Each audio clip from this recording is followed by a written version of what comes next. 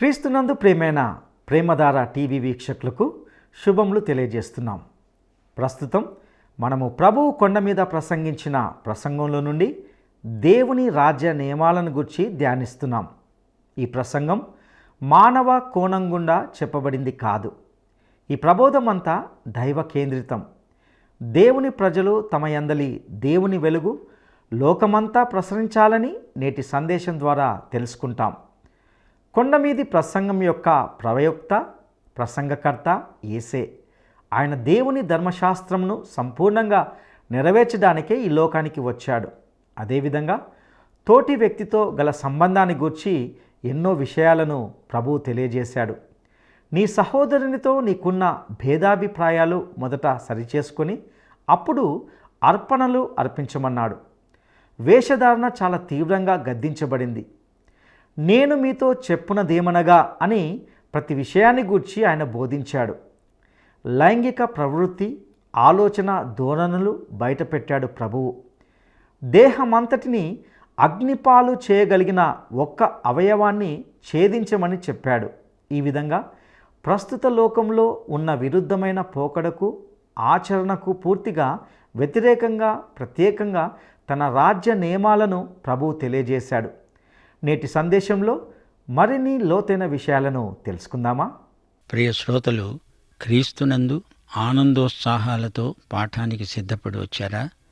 మనం శారీరకమైన భౌతికమైన అక్కరలను తీర్చుకోవడం ఎరుగుదుము. అయితే ఆధ్యాత్మిక అక్కరలేవో ఎరిగిన వారై వాటిని తీర్చగల ప్రభువును అడుగుతున్నారా? భౌతిక వనరులు మాత్రమే ఆధ్యాత్మిక అక్కరలు తీర్చజాలవు. మనం యేసు ప్రభువు వైపు చూచినప్పుడు భౌతికం మనకు కనపడదు. ఎంత పెద్ద సమస్యలైనా దేవుని వద్దకు తెస్తే అవి చిన్న సమస్యలవుతాయి. భౌతిక జగత్తులో ఎన్నో మార్పులు వస్తున్నాయి. వాటిని మనం ఎంత అన్వయించుకుందామన్నా ఆత్మకు తృప్తి కలగదు. కాలుష్యం ఈ లోకంలో ఎక్కువగా ఉంది. లోకమాలిన్యము మనల్ని అంటకుండా మనం జాగ్రత్త వహించాలి. వివేకము కలిగి జీవించాలి. మన జీవిత శైలి ఆరోగ్యవంతమై ఉండాలి. దేవుని వాక్యమే మన సర్వ శరీరమునకు ఆరోగ్యం. వాక్య సూత్రాలు పాటించాలి. మన నిరీక్షణ విశ్వాసాన్ని బలపరుస్తుంది, పెంచుతుంది. విశ్వాసం అలసిపోకుండా ఉండాలంటే నిరీక్షణ అధికం కావాలి. విశ్వాసం అంతకంతకు వృద్ధి అవ్వాలంటే నిరీక్షణ విస్తృతమవ్వాలి. నిరీక్షణ దీర్ఘశాంతాన్ని అలవరుస్తుంది. విశ్వాసం నిరీక్షణాత్మకమై అధికతరమై ఆనందవర్ధకమవ్వాలని దేవుని చిత్తం. ప్రియ శ్రోతలు, ఈరోజు మన పాఠ్యభాగం మత్తయి సువార్త 5వ అధ్యాయం 15 నుండి 40వ వచనం వరకు. సావధానంగా వినండి. మనుష్యులు దీపము వెలిగించి మంచము కింద పెట్టరు గాని అది ఇంట నుండే వారికి వెలుగివ్వడానికి దీపస్తంభము మీదనే పెడతారు. మనుష్యులు మీ సత్క్రియలను చూచి పరలోకమందున్న మీ తండ్రిని మహిమపరచునట్లు వారి ఎదుట మీ వెలుగు ప్రకాశింపనీయండి. కొండమీది ప్రసంగం మానవీయ దృక్పథంలో చెప్పబడింది అనుకుంటారు కొందరు. కొండమీది ప్రసంగం దేవకేంద్రితం, క్రీస్తు కేంద్రితం. దేవుని రాజ్యనీతి ఈ ప్రసంగంలో ప్రతిపాదించబడింది. మనుష్యులు మీ సత్క్రియలను చూచి పరలోకమందున్న మీ తండ్రిని మహిమపరచాలి. మహిమ మీకు కాదు, మీ తండ్రికి కలగాలి. మీ వెలుగును మీరు ప్రకాశింపనిస్తున్నారు అంటే పరలోకమందున్న తండ్రిని మహిమపరచడానికే. శ్రోతలు, అందుకే ఈ ప్రసంగం కేంద్రంలో క్రీస్తున్నాడని మరిచిపోకండి. 1000 ఏండ్ల పరిపాలన కాలంలో ఈ భూమి మీద పరలోక రాజ్యం స్థాపించబడినప్పుడు రాజ్య పౌరులు ఏది చెప్పినా ఏది చేసినా అంతా ఆయన మహిమ కోసమే. దేవుని మహిమనే అందరూ వెతుకుతారు. ఈ భూమి మీద ఉన్న సంఘం రాబోయే పరలోక రాజ్యాన్ని ప్రతిబింబించాలి. యేసు ఈ ప్రసంగమంతా తన శిష్యులకే బోధించాడు. శ్రోతలు, మన జీవితాలకు ఒకే ఒక ధ్యేయం ఉంది. అదే దేవుని మహిమ. దేవుని రాజ్యపౌరులకు ధర్మశాస్త్రానికి ఉండాల్సిన సంబంధం ఎలాంటిదో ప్రభువు ఉపదేశిస్తున్నాడు. ధర్మశాస్త్రమునైనా ప్రవక్తల ప్రవచనములనైనా కొట్టివేయడానికి నేను రాలేదు. ఆకాశము భూమి గతించిపోతేనే కాని ధర్మశాస్త్రమంతా నెరవేరే వరకు దాని నుండి ఒక్క పొల్లైనా ఒక్క సున్నా అయినా తప్పిపోదని నిశ్చయముగా మీతో చెబుతున్నాను. మోషే ధర్మశాస్త్రమందలి ఆచారకాండను గురించి ప్రభువు మాట్లాడుతున్నాడు. యేసుక్రీస్తు లోకపాపముల కొరకై బలి అయిన దేవుని గొర్రెపిల్ల, జగత్పునాదికి ముందే వధించబడిన గొర్రెపిల్ల. ధర్మశాస్త్రాన్ని కొట్టివేయడానికి, ధ్వంసం చేయడానికి యేసు రాలేదు. ధర్మశాస్త్రాన్ని నెరవేర్చడానికి వచ్చాడాయన. ఆయన సశరీరుడై ఉండగా ధర్మశాస్త్రాన్ని తూచా తప్పకుండా నెరవేర్చాడు. మానవుడెవడూ ధర్మశాస్త్ర ప్రమాణాన్ని అందుకోలేడు. అయితే దేవనరుడైన యేసు ధర్మశాస్త్రాన్ని మించి చేశాడు. ఈ యేసు తన విశ్వాసులకు తన నీతిని అనుగ్రహిస్తున్నాడు. దేవుని ఉన్నత నీతి ప్రమాణాలు రద్దు కాలేదు. ఆ ప్రమాణం మేరకు మన చేత ఆయన చేయిస్తాడు. మన రక్షకుడైన యేసు కృప, కనికరము మనకున్నాయి. ధర్మశాస్త్ర ప్రమాణాలు రద్దు కాలేదు. దీనిని నేను నీవు నెరవేర్చలేము. మనం యేసు శిలువ వద్దకు వెళ్ళి ఆయనను రక్షకునిగా స్వీకరిస్తే ఆయన మనలో ఉండి మన చేత అంతా చేయిస్తాడు. ఇది యేసు కృప. మత్తయి సువార్త 5వ అధ్యాయం 19వ వచనం. కాబట్టి ఈ ఆజ్ఞలలో మిగుల అల్పమైన ఒక్కదానినైనా మీరి మనుషులకు అలాగున చేయటానికి బోధించేవాడెవడో వాడు పరలోక రాజ్యములో మిక్కిలి అల్పుడు అనబడతాడు. అయితే వాటిని గైకొని బోధించేవాడెవడో వాడు పరలోక రాజ్యములో గొప్పవాడు అనబడతాడు. దేవుని ఆజ్ఞలు మీరటం పాపం. కాని నీవు నీ స్వశక్తితో ధర్మశాస్త్రోక్తమైన ఆజ్ఞలను పాటించలేవు. క్రీస్తు నీలో ఉండి నీ చేత చేయిస్తూ నీతో కలిసి తాను చేస్తే తప్ప నీ స్వశక్తి ఏమాత్రమూ పనిచెయ్యదు. మత్తయి సువార్త 5వ అధ్యాయం 21, 22 వచనాలు. నరహత్య చేయవద్దు, నరహత్య చేసేవాడు విమర్శకు లోనవుతాడు అని పూర్వీకులతో చెప్పబడిన మాట మీరు విన్నారు కదా. నేను మీతో చెప్పేది ఏమనగా, తన సహోదరుని మీద కోపపడే ప్రతివాడు విమర్శకు లోనవుతాడు. తన సహోదరుణ్ణి చూచి వ్యర్థుడా అని చెప్పేవాడు నరకాగ్నికి లోనవుతాడు. శాస్త్రుల నీతి కంటే, పరిసయ్యుల నీతి కంటే మీ నీతి అధికము కాని ఎడల మీరు పరలోక రాజ్యములో ప్రవేశింపలేరు.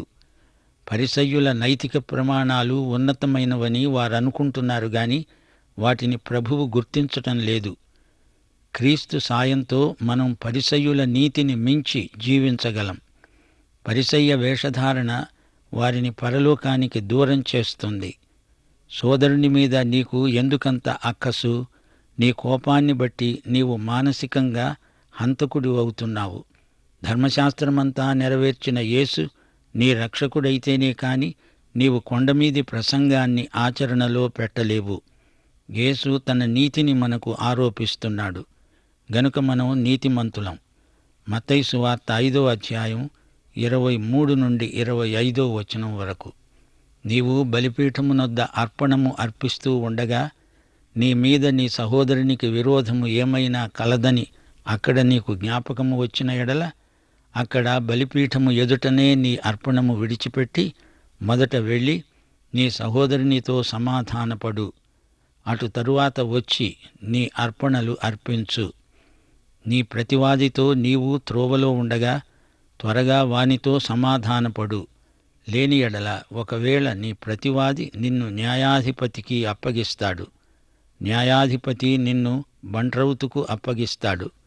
అంతట నీవు చెరసాలలో వేయబడతావు.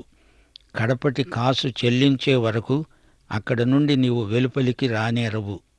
శ్రోతలు గమనించారా? కొండమీది ప్రసంగము యొక్క నైతిక స్థాయి మోషే ధర్మశాస్త్రాన్ని మించింది. మోషే ధర్మశాస్త్రము ఎవరు రాశారు? ఎవరిచ్చారు? అది రాసి ఇచ్చింది యేసుప్రభువే కదా. ధర్మశాస్త్రకర్త ధర్మశాస్త్రం కంటే గొప్పవాడు. ధర్మశాస్త్రానికి సరైన అర్థం చెప్పగలవాడు యేసుక్రీస్తే. ఆయన కృపామయుడు. ఆయన ధర్మశాస్త్ర ప్రమాణానికి అతీతమైన స్థాయికి నిన్ను నన్ను హెచ్చించాడు. ధర్మశాస్త్రం ఇలా చెబుతోంది గాని నేను చెప్పేదేమనగా అంటూ యేసు ప్రభు అధికారపూర్వకంగా మాట్లాడుతున్నాడు. మత్తయి సువార్త 5వ అధ్యాయం 27, 28 వచనాలు. వ్యభిచారము చేయవద్దని చెప్పబడిన మాట మీరు విన్నారు కదా.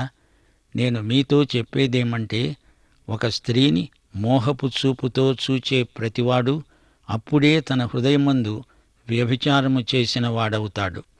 లైంగిక జీవితంలో, కుటుంబ జీవితంలో నైతిక విలువలు దిగజారిపోతున్నాయి. సీనాయి కొండ కంటే యేసు ప్రసంగం చేసిన కొండ ఎంత ఎత్తయిందో గుర్తించండి. మోషే ధర్మశాస్త్రములోని 10 ఆజ్ఞలలో ఇది 7వ ఆజ్ఞ. మానసిక వ్యభిచారం శారీరక వ్యభిచారంతో సమానమే అంటున్నాడు ప్రభువు. వివాహితులు, అవివాహితులు యేసు నైతిక ప్రమాణాలను పాటించాలంటే యేసును స్వకీయ రక్షకునిగా అంగీకరించి ఉండాలి. దశాజ్ఞలను యేసు ఎంతో పైకెత్తాడు. ధర్మశాస్త్రం 1 మైలు రమ్మంటే యేసుక్రీస్తు నిన్ను మరో మైలు దూరం తీసుకెళ్తున్నాడు. ప్రియ శ్రోతలు, కొండమీది ప్రసంగం పాపాన్ని గురించి నిన్ను ఒప్పిస్తుంది. అందుకే నీవు రక్షకుడైన యేసును అంగీకరించి ఆధ్యాత్మికంగా ధర్మశాస్త్రమును నెరవేర్చిన వాడివి అవ్వాలని దేవుని కోరిక. కొండమీది ప్రసంగం మతం కాదు, అదంతా నీలోని కొత్త స్వభావమే. యేసు ప్రభువు స్వయంగా నీలో ఉండి నీచేత దాన్ని జరిగిస్తాడు. తాను అది నీతో కలిసి చేస్తాడు. జీవించేది నీవు కాదు, క్రీస్తే నీలో జీవిస్తాడు. మత్తయి సువార్త 5వ అధ్యాయం 29, 30 వచనాలలో ధర్మశాస్త్రానికి మనకు ఉండాల్సిన సంబంధమేమిటో విశదీకరించి చెబుతున్నాడు ప్రభువు. నీ కుడికన్ను నిన్ను అభ్యంతరపరచిన ఎడల దానిని పెరికి నీ వద్ద నుండి పారెయ్యి. నీ దేహమంతా నరకములో పడవేయబడకుండా నీ అవయవములలో ఒకటి నశించడము నీకు ప్రయోజనకరము గదా. నీ కుడి చెయ్యి నిన్ను అభ్యంతరపరచిన ఎడల దానిని నరికి నీ వద్ద నుండి పారెయ్యి. నీ దేహమంతా నరకంలో పడకుండా నీ అవయవములలో ఒకటి నశించడము నీకు ప్రయోజనకరము గదా. ఈ మాటలు ఎంతో కఠినంగా ధ్వనిస్తున్నాయా? అవును. కొండమీది ప్రసంగాన్ని అమలుపరచాలంటే యేసును నమ్ముకుంటేనే అది సాధ్యం. రక్షకుడు లేనిదే, ప్రభువు సాయం చెయ్యందే ఈ రాజ్య నియమావళిని ఎవరూ ఆచరణలో పెట్టలేరు. వేషధారుల్లాగా, పైకి భక్తుల్లాగా నటించవద్దు. ఏవో కొన్ని మంచి పనులు చేయగానే ఒకరినొకరు అభినందించుకొని సన్మానాలు చేసుకోవడం కాదు. మన భావ జీవితం, మానసిక ప్రపంచం ఎంత మాలిన్య భూయిష్టమో ఒక్కసారి ఆత్మపరీక్ష చేసుకోవాలి. కొండమీది ప్రసంగం మనల్ని యేసుక్రీస్తు శిలువ వద్దకు తెస్తుంది. అక్కడ నీవు కనికరం కోసం దేవుణ్ణి వేడుకుంటావు. ఆయన శిలువ మీద చనిపోయేటప్పటికి ధర్మశాస్త్రమంతా నెరవేర్చిన వాడై సమాప్తమైనది అని విజయధ్వానం చేశాడు. ఆయన సజీవుడై తిరిగి నీలో తాను జీవించిన కొండమీది ప్రసంగాన్ని అమలుపరుస్తాడు. నేను ధర్మశాస్త్రాన్ని చేయగలను అని ఎవరు చెప్పగలరు? అలాంటప్పుడు నీవు సొంతగా కొండమీది ప్రసంగాన్ని మటుకు జీవించగలవా? యేసు, నీవు నాలో ఉండు, నా చేత చేయించు అని ప్రార్థించుకో. మత్తయి సువార్త 5వ అధ్యాయం 31, 32 వచనాలు. తన భార్యను విడనాడేవాడు ఆమెకు పరిత్యాగ పత్రిక ఇవ్వాలని చెప్పబడింది కదా. నేను మీతో చెప్పేది ఏమంటే, వ్యభిచార కారణమును బట్టి కాక తన భార్యను విడనాడే ప్రతివాడు ఆమెను వ్యభిచారిణిగా చేస్తున్నాడు. విడనాడబడిన దానిని పెళ్లాడేవాడు వ్యభిచరిస్తున్నాడు. క్రైస్తవ నీతికి అభ్యంతర కారణమైన అవయవాలను నిగ్రహించుకోవాలి. వాక్యానుసారమైన కారణం లేకుండా భార్యకు విడాకులివ్వకూడదు. విడాకులిచ్చిన మనిషిని పెళ్లాడకూడదు. వ్యభిచారం ఎట్టి పరిస్థితిలోనూ సమర్థనీయం కాదు. దేవుని రాజ్యంలో లైంగికమైన అపసవ్య ధోరణులు అసలు కనిపించకూడదు. మత్తయి సువార్త 5వ అధ్యాయం 33 నుండి 35 వచనం వరకు, నీవు అప్రమాణము చేయక నీ ప్రమాణములను ప్రభువుకు చెల్లించాలి అని పూర్వీకులతో చెప్పిన మాట మీరు విన్నారు కదా. నేను మీతో చెప్పేది ఏమనగా, ఎంతమాత్రమూ ఒట్టు పెట్టుకోవద్దు. ఆకాశము తోడు అనవద్దు, అది దేవుని సింహాసనం. భూమి తోడు అనవద్దు, అది దేవుని పాదపీఠం. యెరూషలేము తోడు అనవద్దు, అది మహారాజు పట్టణం. శ్రోతలు వింటున్నారా? మనం దేవుని బిడ్డలం. ఒట్టు పెట్టుకోకూడదు. మన విశ్వసనీయతను అందరూ నమ్మేటట్లు మనం జీవించాలి. దేవుని బిడ్డల మాట నమ్మదగింది అని అందరికీ తెలిసిపోవాలి. నీ తలతోడని ఒట్టు పెట్టుకోవద్దు. నీవు ఒక వెంట్రుకనైనా తెలుపుగా కాని నలుపుగా కాని చెయ్యలేవు. మీ మాట అవునంటే అవును, కాదంటే కాదు అని ఉండాలి. వీటికి మించినది దుష్టుడి నుండే పుడుతుంది. సైతాను నీ చేత బైబిల్ మీద ప్రమాణం చేయిస్తాడు. తిరిగి బైబిలుకు వ్యతిరేకంగా నీతో కలిసి పనిచేస్తాడు. బైబిలు తోడు అని ఒట్టు పెట్టుకునే వారి మాటలు నమ్మవద్దు. అవి సైతానీయమైన ప్రగల్భాలు. మత్తయి సువార్త 5:38 కంటికి కన్ను, పంటికి పన్ను అని చెప్పబడిన మాట మీరు విన్నారు కదా. నేను మీతో చెప్పేది ఏమిటంటే, దుష్టుణ్ణి ఎదిరించక నిన్ను కుడి చెంప మీద కొట్టేవాని వైపునకు ఎడమ చెంప కూడా తిప్పు. ఎవడైనా నీ మీద వ్యాజ్యము వేసి నీ అంగీ తీసుకోగోరిన ఎడల వానికి నీ పై వస్త్రము కూడా ఇచ్చివెయ్యి. దేవుని రాజ్య పౌరుల మధ్య ఇది అక్షరాల అమలు పరచబడుతుంది. రెండో చెంప చూపినప్పుడు అతడు కొట్టలేడు. వెనకటికి ఒకడు కొండమీది ప్రసంగం చేస్తానని దీక్ష తీసుకున్నాడట. ఎవడో వచ్చి అతని కుడి చెంప మీద కొట్టాడు. ఇతడు ఎడమ చెంప చూపితే అతడు ఆ చెంపను కూడా వాయించాడు. అప్పుడతడు అవతలి వ్యక్తిని చిత్తుగా కొట్టేశాడు. అదేమిటి అలా చేశావంటే, నేను కొండమీది ప్రసంగం మనిషిని, ఈ చెంప కొడితే ఆ చెంప చూపు అన్నాడు ప్రభువు. అవతలి చెంప కూడా కొడితే అప్పుడేం చెయ్యాలో ప్రభువు చెప్పలేదు కదా. అందుకని నాకు తోచిందే చేశాను అన్నాడా వ్యక్తి. 2 తిమోతి 4:14 పౌలన్నాడు, అలెగ్జాంద్రు అనే కంచరివాడు నాకు కీడు చేశాడు. అతని క్రియల చొప్పున ప్రభువు అతనికి ప్రతిఫలమిస్తాడు. అతని విషయమై నువ్వు జాగ్రత్తగా ఉండు. అతడు మా మాటలను బహుగా ఎదిరించాడు. శ్రోతలు, వేషధారణ వైఖరి దేవుని బిడ్డలకు తగింది కాదు. ఇది రాజ్యనీతి. యేసు వచ్చి అక్షరాల సింహాసనాసీనుడై రాజ్యమేలుతూ ఉంటే ఇలా చేయడం అదొక ఆశ్చర్యమేమీ కాదు. అది మామూలు పౌరనీతి. ఆస్పత్రులు, అనాథాశ్రమాలు, కనికరయుత కార్యములెన్నో క్రైస్తవ విశ్వాసులు నిర్వహిస్తున్నారు. ఇవి సువార్తను అనుసరించి ఉంటాయి. విశ్వాసి జీవితంలో ఫలాలు విరివిగా పండాలి. శ్రోతలు వింటున్నారా? పూర్వీకులకు చెప్పబడింది మీకు తెలుసు గదా. నేను చెప్పేదేమంటే అంటూ ప్రభువు తన సందేశాన్ని ప్రారంభించాడు. నిశ్చయముగా మీతో చెబుతున్నాను అంటే ప్రభు ఆమేన్ ఆమేన్ అని ఆ తరువాత మాట్లాడాడు. ధర్మశాస్త్రాన్ని తూచా తప్పకుండా ప్రభువు నెరవేర్చాడు. మెస్సియాను గురించి, దేవుని రాజ్యమును గురించి ప్రవక్తలు చెప్పిందంతా యేసు ప్రభువునందు పూర్తిగా నెరవేరింది. అయితే దేవుని ప్రజలారా జాగ్రత్త. మీరు పరిసయ్య నీతిని అనుసరించకండి, పాడైపోతారు. శ్రోతలు వింటున్నారా? యేసు నీతి యేసుదే, పరిసయ్యులది కాదు. యేసు నీతి బాహిర ప్రదర్శన కాదు.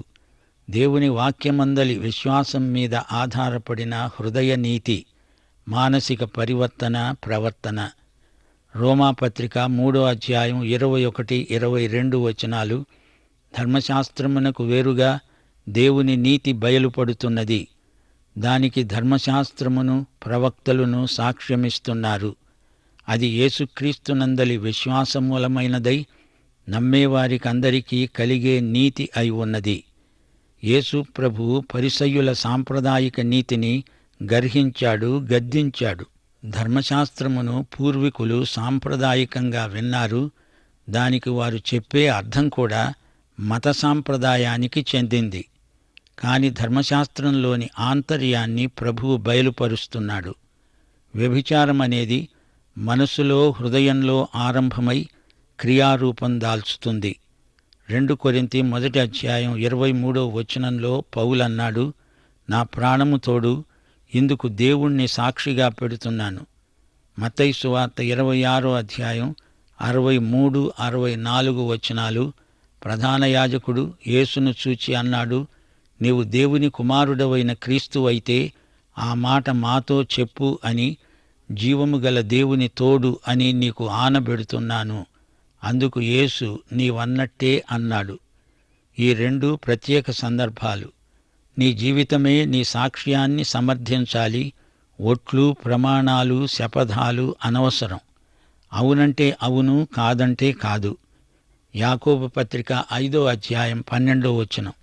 నా సహోదరులారా, ముఖ్యమైన సంగతి ఏమనగా, ఆకాశము తోడు అని గాని, భూమి తోడు అని గాని, మరి దేని తోడని గాని ఒట్టు పెట్టుకొనక, మీరు తీర్పు పాలు కాకుండా అవునంటే అవును, కాదంటే కాదు అని ఉండాలి.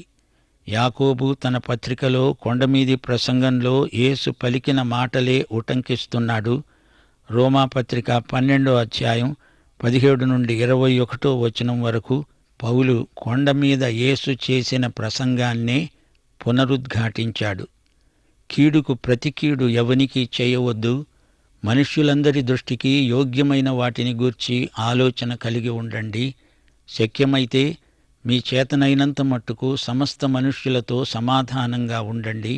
ప్రియులారా, మీకు మీరే పగ తీర్చుకొనక దేవుని ఉగ్రతకు చోటియ్యండి. పగ తీర్చడము నా పని, నేనే ప్రతిఫలమిస్తాను అని ప్రభువు చెబుతున్నాడు అని రాయబడి ఉంది. కాబట్టి నీ శత్రువు ఆకలిగొని ఉంటే అతనికి భోజనం పెట్టు, దప్పిగొని ఉంటే దాహమియ్యి. అలాగు చేయడం వల్ల అతని తల మీద నిప్పులు కుప్పగా పోస్తావు. కీడు వలన జయింపబడక మేలు చేత కీడును జయించు. ఈ ఆధ్యాత్మిక సౌశీల్యం క్రీస్తునందు పూర్తిగా కానవస్తుంది. 1 పేతురు 2వ అధ్యాయం 23వ వచనం. ఆయన దూషించబడి బదులు దూషించలేదు. ఆయన శ్రమ పెట్టబడి కూడా బెదిరించక న్యాయముగా తీర్పు తీర్చే దేవునికి తనను తాను అప్పగించుకున్నాడు. పాఠం ఇంతటితో సమాప్తం. ప్రభు అయిన యేసుక్రీస్తు వారి కృప, తండ్రి అయిన దేవుని ప్రేమ, పరిశుద్ధాత్మ యొక్క అన్యోన్య సహవాసము మనకందరికీ నిత్యత్వము పర్యంతము తోడై ఉండునుగాక. ఆమేన్. ప్రియులారా, ఈ కొండమీది ప్రసంగంలో ధర్మశాస్త్రాన్ని గూర్చి క్షుణ్ణంగా విన్నాం. ధర్మశాస్త్ర నీతిని మించినది యేసు తన విశ్వాసులకు బోధించినాడు. సినాయి కొండ కంటే ఈ ప్రసంగపు కొండ ఇంకా ఎత్తైనది. ఇది మతం కాదు, ఆధ్యాత్మిక జీవన విధానం. ఈ నియమాలు ఎంతో ప్రయోజనం. దేవుని ప్రజలు కొన్ని మంచి పనులు చేసి తమను తాము అభినందించుకోవడం కాదు. పరిసయ్య నీతిని మించి యేసు సూచించిన నీతిని అర్థం చేసుకోవాలి. మీ మాట అవునంటే అవును, కాదంటే కాదు అని ఉండాలి. కాబట్టి క్రీస్తును విశ్వసించిన విశ్వాసులందరూ ఈ లోక పద్ధతులకు భిన్నంగా క్రీస్తును ప్రతిబింబించే విధంగా స్పందించాలి. మన మాట, ప్రవర్తన మరియు వైఖరి పూర్తిగా ఈ లోక మనుషులకు అతీతంగా ఉండాలి. ఇదే ప్రభువు మనకు నేర్పిస్తున్న గొప్ప పాఠాలు. ప్రియ సహోదరుడా, సహోదరి, నేటి సందేశము మిమ్మల్ని ఒక క్రొత్త వ్యక్తిగా జీవించడానికి సహాయపడిందని నమ్ముచున్నాము. పరిశుద్ధాత్మ దేవుడు మీకు తోడై ఉండి నడిపించునుగాక. దైవాశీస్సులు.